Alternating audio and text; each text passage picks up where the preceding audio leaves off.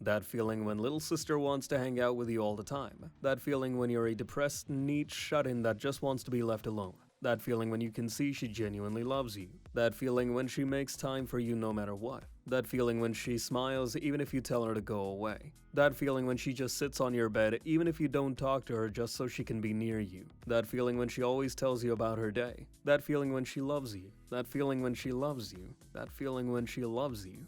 That feeling when too far gone to show her how much she means to you in return. That feeling when it doesn't matter to her. She loves you for who you are. I'm frickin' crying, /R9K. She was in my room for 3 hours just reading and telling me about stuff. I can still feel her hand on my shoulder where she squeezed it before she went to bed. I can't handle these feels anymore, /R9K. I just want to do good by her. Be me. Security guard for Fortune 500 company. Sit at front desk all day. Young white guy fresh out of college shows up, resume in hand. Looks sharp, eager. He asks to speak to someone about getting hired on. Policy would say that I direct him to the website where he can apply online. F that. Wait right here. Go back to hiring manager. Have to basically twist her arm but eventually get her to come out. She's immediately charmed by this young man. He hands her his resume and they chat about his qualifications. Hiring manager is tickled by the fact that young man's mom helped him with his resume. They finish chatting and she tells him they'll be in touch. A few weeks later, she tells me they offered him a job. Now I see him walking around the building from time to time, hurrying to meetings and such. I'm not sure he even remembers me, but that's okay. I'm very happy for him and I hope he does well. Be me. Severely depressed for months. Days blend into each other. Just a shell of a human. One day walking home from work. See this little puppy on the street. Decide to be a good person and adopt it. Name him Dr. Wags. Fast forward a few weeks, this puppy is the cutest little therapist. Every time I'm feeling down, he snuggles up to me. Like he knows my soul or some shit. Whenever I cry, he just gives me that, I got you bro, look. He's like, just pet me human, your problemo equals gone. Take him for walks. People always stop to pet him. Get kinda social again. Feels less alone because everyone's fawning over Dr. Wags. No longer dread coming home because there's a furry therapist waiting. He's always got this wagging tail saying, let's go outside my dude. Start exercising more. Actually smile when I see him do his goofy zoomies. One day I catch myself laughing at something on the TV. Realize I haven't done that in months. Look down at Dr. Wags. He's staring up at me like he just won a Nobel Prize. My face when I realize my puppy is basically my psychiatrist. Shit, I think I'm healing. Thank you, Dr. Wags. Best therapist ever. 10 out of 10 would recommend to all Anons who are sad. Canines are the real MVPs. Be me. Playing Vidya on a Sunday night. Phone rings. It's mom. Anon, do you know what powered the initial versions of the F-104 Starfighter? Huh? .jpeg? The General Electric J79 fed by 2 radially mounted half-shock cone intakes. Why are you asking? Hear a muffled cheer in the background. Turns out my parents were playing a trivia night and used me as their lifeline. My face when being an aviation nerd won my parents 10 grand. Driving home at night in my truck, falling asleep and veering into the left lane occasionally. Mysterious mother effer in a 96 Grand Prix pulls up behind me blasting Black by Pearl Jam. Arm on the window, couldn't even see his face. Doing 10 under and creeping into the left lane. He flashes his brights at me. Wake up. Suddenly feel like 20 times more awake than I was as I hear, and all I taught her was everything.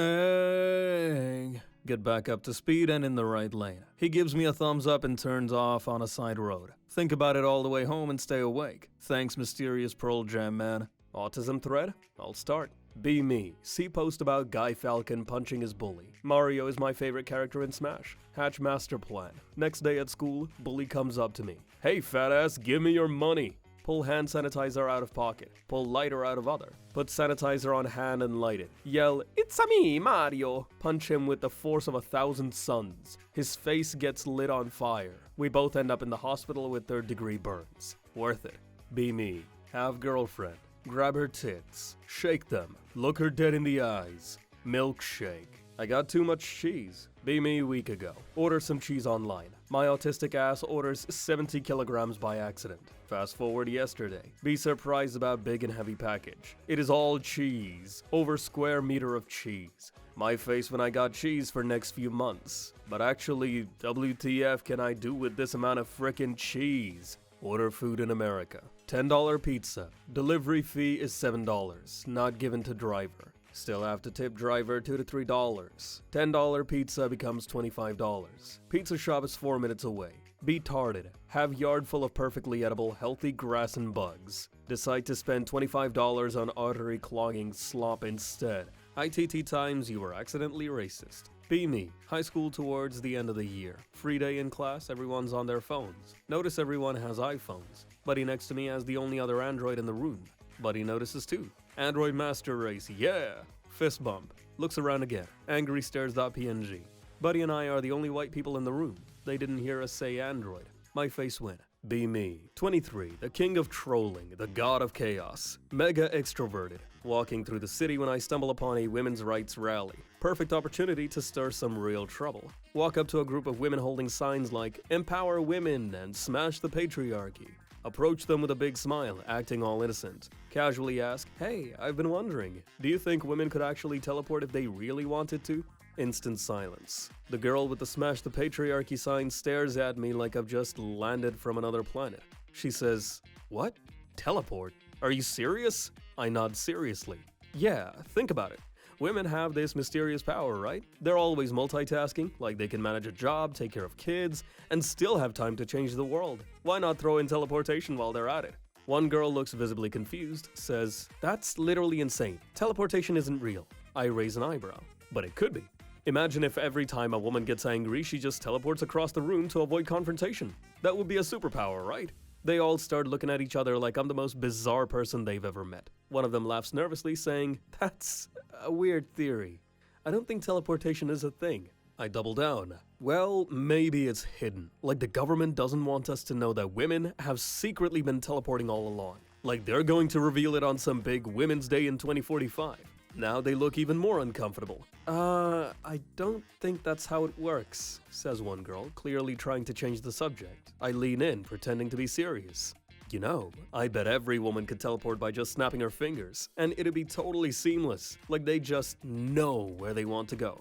What if they're already doing it and we just don't notice?" At this point, I can see them all shifting around, trying to avoid eye contact. One girl actually snaps her fingers. I grin, knowing I'm driving them crazy. Maybe that's why women are so good at being everywhere at once. They can just teleport at every event, meeting, or protest without us realizing it.